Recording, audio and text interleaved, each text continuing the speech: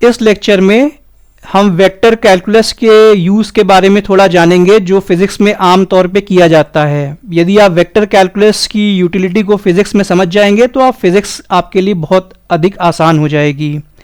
जब हम कैलकुलस की बात करते हैं तो कैलकुलस का दो बेसिकली इंपॉर्टेंस है यहाँ पर, एक डिफरेंशियल कैलकुलस और दूसरा इंटीग्रल कैलकुलस। और जब हम यहाँ पे वेक्टर की बात करेंगे तब बेसिकली इसकी यूटिलिटी देखिए क्या होता है, vector dot product, vector cross product, और हम डेल ऑपरेटर और लैप्लेशियन ऑपरेटर का यूसेस के बारे में देखेंगे। यदि डेल ऑपरेटर का रिश्ता हम स्केलर फील्ड के साथ में बनाएं तो उसको हम कहते हैं gradient of that scalar field, और यदि डेल ऑपरेटर को हम डॉट प्रोडक्ट लेते हैं किसी वेक्टर के साथ में तो उसको हम कहते हैं divergence of that vector field, और डेल ऑपरेटर को यदि हम क्रॉस प्रोडक्ट लेते हैं किसी वेक्टर फील्ड के साथ में तो उसको हम कहते हैं curl of that vector field. तो फिजिक्स के बारे में हम थोड़ा अलग अलग टॉपिक वाइज थोड़ा सा समझ लेते हैं, बाकी चीज़ें डेप्थ में आगे समझेंगे। यदि हम काइनेमेटिक्स की बात करते हैं तो इसमें डेरिवेटिव्स ऑफ वेक्टर्स का काफ़ी अधिक यूसेज है। फॉर एग्जांपल यदि कोई पोजीशन वेक्टर आपको दिया हुआ है that is R is a function of time, ठीक है, तो यदि आप इस वेक्टर का विथ रिस्पेक्ट टू टाइम यदि आप डिफरेंशिएट करते हैं तो आपको वेलोसिटी वेक्टर मिलता है, that is also a function of time. और यदि आप इसको फर्दर डिफरेंशिएट करते हैं विथ रिस्पेक्ट टू टाइम आपको एक्सेलरेशन वेक्टर मिलता है है ना, that is also a function of time. यदि आप इस एक्सेलरेशन वेक्टर को डिफरेंशिएट करते हैं विथ रिस्पेक्ट टू टाइम तो आपको rate of change of acceleration मिलता है। यदि हम डायनेमिक्स की बात करें तो इसमें क्या होता है, force equal to M A, ठीक है, ये वाला फॉर्मूला बहुत अधिक यूज होता है। बेसिकली जनरली क्या होता है, rate of change of momentum vector, ये बेसिकली आपका नेट एक्सटर्नल फोर्स होता है। आप इसके सिंप्लीफाइड वर्जन में आप एम ए लिख देते हैं, बट ये आपका rate of change of momentum vector होता है। Rate of change of momentum ये बेसिकली आपका फोर्स होता है एक्सटर्नल, नेट एक्सटर्नल फोर्स। तो यदि आप इस चीज को देखते हैं, अब फंडा ये है कि आपने पहले जैसे हम लोग ने डिफरेंशिएशन में देखा है, अब m को एक बार निकाला, v को हमने डिफरेंशिएट किया, फिर v को निकाला, फिर m को डिफरेंशिएट किया, वही uv फॉर्मूला। तो अब ये चीज तो आपको पता है कि जब आप वेलोसिटी को डिफरेंशिएट करते हैं विथ रिस्पेक्ट टू टाइम तो ये आपका एक्सेलरेशन वेक्टर यहां पर मिल जाता है, ठीक है। अब लेकिन यहां के केस में एक क्लिक है कि यदि आप dm बाई dt आप लेते हैं और यदि मास कांस्टेंट है ना, मास बदल नहीं रहा है, जैसे कि फॉर एग्जांपल आपने गेंद फेंकी है ना, ठीक है, जो सिंपल आप लोग क्वेश्चंस लेते हैं उसमें मास बदलता नहीं है। तो जब मास बदलता नहीं है इसका मतलब मास ये वेरी नहीं कर रहा, mass is not a function of time, इसका मतलब मास कांस्टेंट हो गया। और जब ये कांस्टेंट को यदि इसमें टी तो छिपा ही नहीं है, ठीक है, तो विथ रिस्पेक्ट टू टाइम आप डिफरेंशिएट करते हैं तो ये जीरो आ जाता है, तो ये पार्ट जीरो हो जाता है। तो इसीलिए आपको ये जो चीज है ना, केवल ये चीज, ये आपको m इंटू एक्सेलरेशन वेक्टर मिल रहा है। लेकिन इन केस ऑफ रॉकेट वाली जो प्रॉब्लम्स होती है ना, वहां पे मास चेंज हो रहा है क्योंकि रॉकेट से लगातार वो फ्यूल यूज हो रहा है, कुछ एग्जॉस्ट गैस निकल रही है, तो प्रभु ये वाला सेगमेंट ना जीरो नहीं होगा। तो इसीलिए ये पूरी इक्वेशन आप जनरल टाइप की इक्वेशन को समझना पड़ेगा यदि आप वेक्टर कैलकुलस की प्रॉपर यूटिलिटी को समझना चाहते हैं इन फिजिक्स। अब यदि हम वर्क एंड एनर्जी की बात करेंगे तो इसमें dot product, vector dot product का बहुत अधिक यूटिलिटी है। फॉर एग्जांपल ये आपका फोर्स वेक्टर है और ये डिस्प्लेसमेंट वेक्टर है। फोर्स वेक्टर को आपने कैपिटल एफ से डिनोट किया, डिस्प्लेसमेंट वेक्टर को आपने स्मॉल डी से डिनोट किया है। तो आपको ये वर्क मिल रहा है, ये वर्क बेसिकली एक स्केलर क्वांटिटी है। अब कई बार लोग गलती से क्या कर देते हैं, है ना, स्केलर क्वांटिटी के ऊपर ये आपका तीर लग जाता है, ये गलत होता है। यहां पर ये P है, ये पावर है, और ये फोर्स वेक्टर और वेलोसिटी वेक्टर का डॉट प्रोडक्ट से आपको पावर मिलती है, ठीक है, तो ये चीज गलत है। अब यदि हम लोग रोटेशन की बात करते हैं तो यहां पर रोटेशनल मोशन में हमको वेक्टर क्रॉस प्रोडक्ट की यूटिलिटी बहुत अधिक देखने को मिलेगी। For example vector r cross vector f हमको रोटेशनल फोर्स मिलती है जो दैट इज टॉर्क। ये याद रखना, जो ट्रांसलेशन के जितने भी हैं उसको r से है ना, हम जब क्रॉस प्रोडक्ट लेते हैं तो हमको रोटेशनल, देखिए ये ट्रांसलेशन की फोर्स है, ये रोटेशनल की फोर्स है, ये आपका ट्रांसलेशन का मोमेंटम है, ये आपका रोटेशनल का मोमेंटम है, ये एंगुलर मोमेंटम है। Vector R cross vector P आपको एंगुलर मोमेंटम दे रहा है।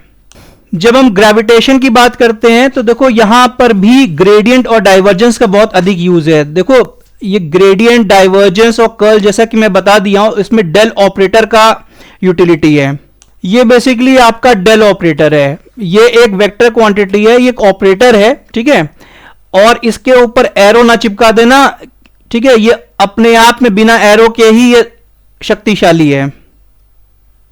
जब आप डेल ऑपरेटर को किसी स्केलर के साथ में, स्केलर फील्ड के साथ में इंटरैक्ट कराते हैं तो उस चीज को हम लोग क्या कहते हैं, gradient of that scalar field. तो यहां पर जो V है ये आपकी क्या है, ग्रेविटेशनल पोटेंशियल है। तो यहां पर ग्रेविटेशनल पोटेंशियल की ग्रेडियंट, मतलब gravitational potential with respect to let's say distance किस प्रकार से वेरी करेगा, है ना, और नेगेटिव साइन यहां पे लगता है तो हमको क्या मिल जाता है, ग्रेविटेशनल फील्ड की स्ट्रेंथ मिल जाती है। ये G क्या हो गई, ये ग्रेविटेशनल फील्ड की स्ट्रेंथ हो गई। अब इसी प्रकार डेल ऑपरेटर जो एक वेक्टर है, इसका हम डॉट प्रोडक्ट किसी वेक्टर के साथ में ले लेते हैं तो हमको एक स्केलर क्वांटिटी मिलती है।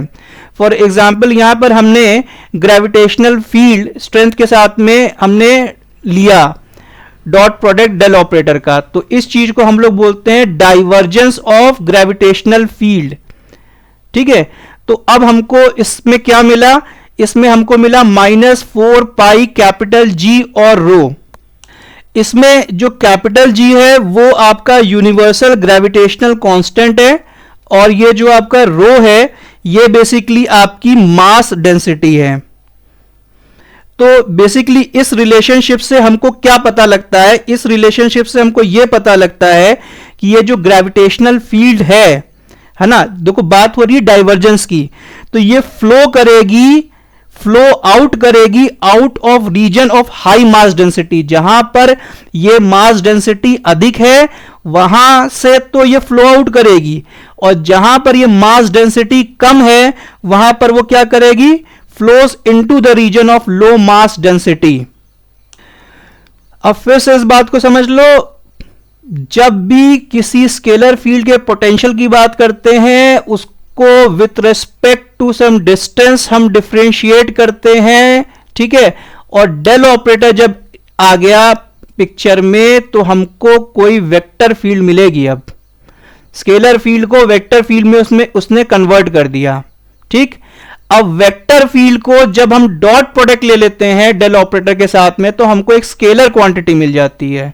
तो इस केस में क्या हुआ, ग्रेविटेशनल पोटेंशियल को हमने इसका ग्रेडियंट लिया कि जैसे जैसे पोजीशन चेंज हो रही है तो किस प्रकार से, है ना, चीजें पोटेंशियल चेंज हो रहा है, तो उससे हमको मिल गया क्या, ग्रेविटेशनल फील्ड। ये ग्रेविटेशनल पोटेंशियल है, ग्रेविटेशनल फील्ड मिल गई, और ग्रेविटेशनल फील्ड का हमने डाइवर्जेंस लिया। भैया ये ग्रेविटेशनल फील्ड की लाइंस होती हैं किसी भी फील्ड की, तो भाई ये लाइंस अब किस प्रकार से बिहेव कर रही, कैसे डाइवर्ज कर रही है, तो हमने इस बात को जाना कि भाई एक हाई मास डेंसिटी रीजन होता है और एक लो मास डेंसिटी रीजन होता है।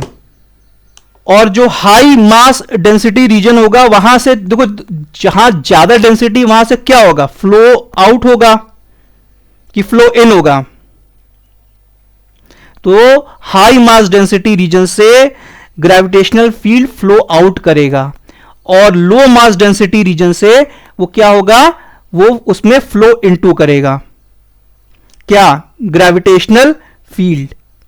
ऐसे ही हम इलेक्ट्रोस्टैटिक्स में जब हम बात करेंगे तो देखो यहां पर ये जो V है ये इलेक्ट्रिक पोटेंशियल है, ठीक है, इसका हमने ग्रेडियंट निकाला। कई बार ये नेगेटिव साइन लोग भूल जाते हैं लगाना, प्रभु ये लगाना बहुत जरूरी है, ठीक है। तो विथ रेस्पेक्ट टू डिस्टेंस जो इलेक्ट्रिक पोटेंशियल वेरी कर रहा है उससे हमको मिलता है इलेक्ट्रिक फील्ड, और ये वेक्टर क्वांटिटी है, और ये बेसिकली आपका क्या है, ये डेल ऑपरेटर है जिसको आप नाबला भी कहते हैं। अब यही डेल ऑपरेटर का जब हम डॉट प्रोडक्ट लेते हैं इलेक्ट्रिक फील्ड के साथ में तो हमको क्या मिला, रो अपॉन एप्सिलॉन नॉट। तो देखो ग्रेविटेशन में खेल मास का है और यहां पर इलेक्ट्रिक फील्ड में खेल है चार्ज का, तो यहां पर जो ये रो है ये चार्ज डेंसिटी बन जाएगा और ये जो एप्सिलॉन नॉट है ये बेसिकली क्या हो जाएगा, परमिटिविटी ऑफ फ्री स्पेस। जहां लड्डू लग गया तो फ्री स्पेस वैक्यूम वाली चीज आ जाएगी, तो परमिटिविटी ऑफ फ्री स्पेस। अब खेल वही है भाई, खेल क्या है यहां पर, खेल यहां पर यह है कि भाई जो चार्ज होते हैं वो दो तरह के होते हैं, एक पॉजिटिव होता है एक नेगेटिव होता है। तो यदि ये चार्ज डेंसिटी पॉजिटिव है, ठीक है, इसका मतलब पॉजिटिव चार्ज का बोलबाला है, पॉजिटिव चार्ज का बोलबाला है तो यहां पे ये पूरी चीज क्या हो जाएगी, प्लस हो जाएगी। और यदि ये पूरी चीज प्लस हो जाएगी इसका मतलब जो आपकी इलेक्ट्रिक फील्ड की जो लाइंस हैं ये ओरिजिनेट कर रही है, वहां से क्या कर रही है, निकल रही हैं, ठीक है। और यदि ये चार्ज डेंसिटी यहां पे जो चार्ज है ये नेगेटिव है और यदि ये चार्ज नेगेटिव है तो प्रभु इसका मतलब क्या है, ये पूरी चीज क्या हो जाएगी, ये पूरा चीज नेगेटिव हो जाएगी और नेगेटिव हो जाएगी तो इसका मतलब क्या है कि इलेक्ट्रिक फील्ड लाइंस यहां पर टर्मिनेट कर रही है। यदि हम अब मैग्नेटोस्टैटिक्स की बात करेंगे तो इसमें देखो कर्ल का बहुत अधिक यूज है। ये आपका डेल ऑपरेटर है और ये आपका मैग्नेटिक फील्ड वेक्टर है। तो जब हम मैग्नेटिक फील्ड का कर्ल लेते हैं तो बेसिकली हमको क्या मिला, म्यू नॉट जे वेक्टर। इसमें म्यू नॉट जो बेसिकली है वो आपकी परमेबिलिटी ऑफ फ्री स्पेस है। ये बेसिकली एक तरह से ये भी एक फंडामेंटल कांस्टेंट होता है इलेक्ट्रोमैग्नेटिज्म में। और आपका जो जे है ये बेसिकली आपका करंट डेंसिटी वेक्टर है और ये बेसिकली रिप्रेजेंट कर रहा है flow of electric current per unit area. तो बेसिकली ये curl of magnetic field quantify करता है कि रोटेशन या सर्कुलेशन क्या होगा मैग्नेटिक फील्ड का एट अ गिवन पॉइंट।